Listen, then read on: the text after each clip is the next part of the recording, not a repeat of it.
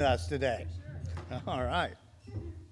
Well, let's face it, people do not love the unknown.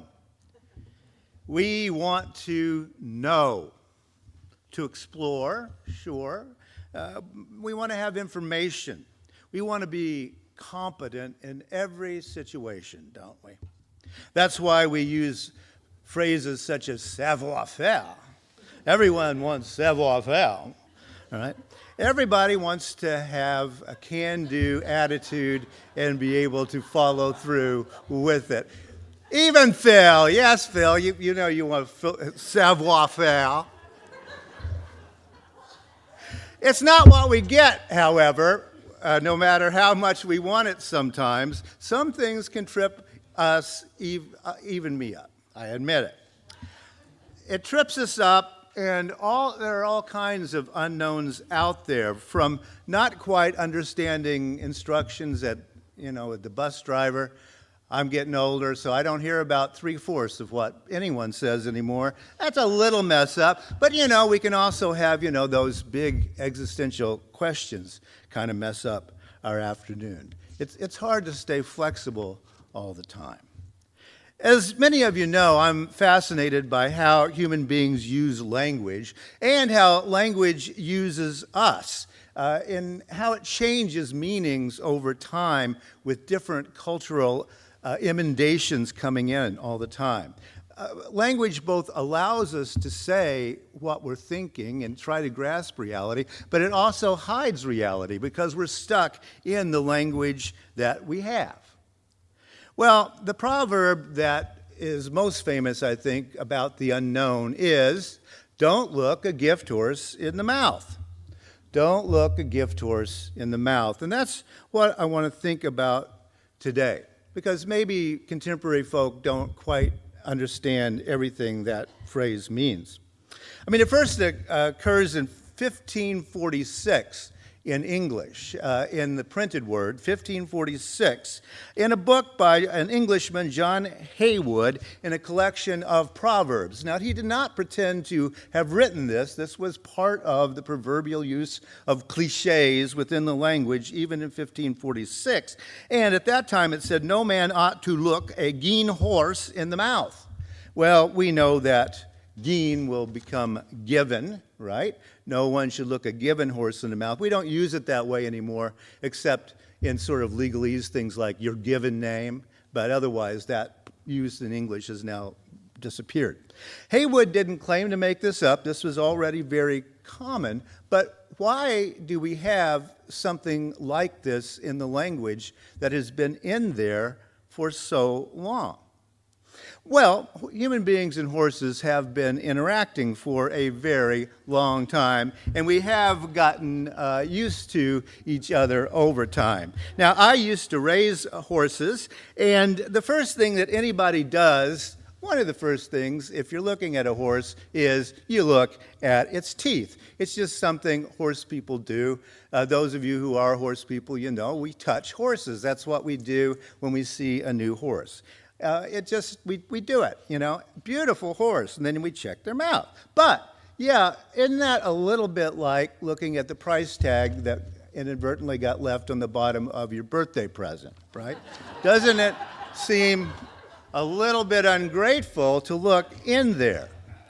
Because the fact is, horses' teeth do reveal a lot. The phrase long in the tooth is also a metaphor for aging horses. Can you tell who's older and how old they are? I'll leave that one up to you. But it's about being ungrateful. The fact is, don't look in a horse's mouth. A gift horse in the mouth has existed as long as it has because somehow in the English language we have viewed a lot of ungratefulness over time. Haven't we? There's been a lot of ingratitude, and it seems to happen all the time. I mean, if ingratitude weren't a common occurrence, we wouldn't have cliches like don't look a gift horse in the mouth. We would just say, I don't have words, right? For what you just did, you ungrateful, I don't have words. But no, we have a cliche that falls off our tongue trippingly. As a matter of fact, we could even get our finger waggery in here. Don't look a gift horse in the mouth, right? But think of a time when someone gave you something unexpected. An unexpected gift. Large or small, just now get yourself in that frame of mind. Now, since there's so much talk about ingratitude in the English language, I have to wonder if surprise, and maybe even awkward surprise, is somehow being equated with ingratitude. Because, wow, you're just a little bit off, right? Can that be interpreted as ingratitude? I'm just wondering out loud. Perhaps even disbelief. Wow, I didn't expect that. That doesn't sound very gracious, does it? So we can be awkward when we're surprised. And here's the thing that has often been lost in that saying, don't look a gift horse in the mouth. It's something that everybody knew back in 1546, and nearly everybody knew until about 100 years ago, and that is that checking a horse's teeth is just something you do, but you know what? You don't have to, because horses are just like people. People who know horses, you can tell how old a horse is. You don't need to look in its mouth. Right? I don't go around looking in people's mouths and say, oh, you're 45. I can see that crack in the upper whatsoevers. Right? We don't have to do that. Because what you're doing then is you're going into detail, isn't it? Again, looking at a horse's teeth is like looking at that price tag. You don't need to do it. You don't have to do it. What's that? Who had a remark there? Yeah, don't look a gift horse in the mouth. Now, yes, it's you look at it with gratitude. Beautiful, stroke its mane, beautiful horse. Maybe even exchange breath. Kids, do you know that horses can't see forward? So it's not nice to stand in front of a horse? Their eyes are actually separate. There's a lot about horses, but the horse whisperer thing, it's about breath. But they can't see you when you're standing in front of them. So next time you go up to a horse, go up to the side. That's why horse people do that, right? But it's about being aware of getting a gift, is what the old saying is about. Because you don't need to look in a horse's mouth when you get given it. You know how old it is. It's about stopping from what you always do about checking out a horse, changing the habit, and reacting in gratitude. It's just a mystery, and I'm going to let that go. It's awareness about what you're going to do next and thinking through. Here comes a big present. Let me think this through. Here comes a big day. Let me think this through so I'll be a little bit prepared. By remembering the old advice, we can think deeper about our own awareness of our actions in the moment. That's what the saying is actually about, is being aware of the moment and not doing what you always do, which my muscle memory, I know how to open a horse's mouth. You don't do that when it's a gift. You walk up and you say, beautiful horse, right? We don't love the unknown, though. That's our problem. And it can surprise us.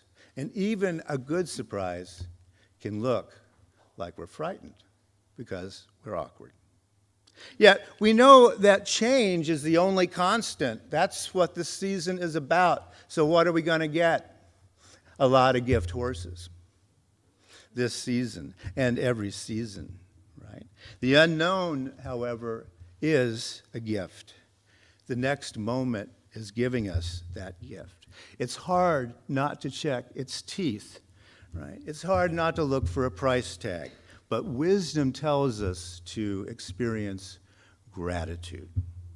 As we savor this fall equinox season, may we remember that while human nature is to seek control, to always know, there's beauty and there's strength in not knowing, in accepting and even cherishing the unknown and what's going to happen next. Each moment of life is an unexpected gift. Each face we meet is an unexpected gift. Every human story we listen to is a gift. May we learn to embrace the next moment and the unknown in love and acceptance. So may it be.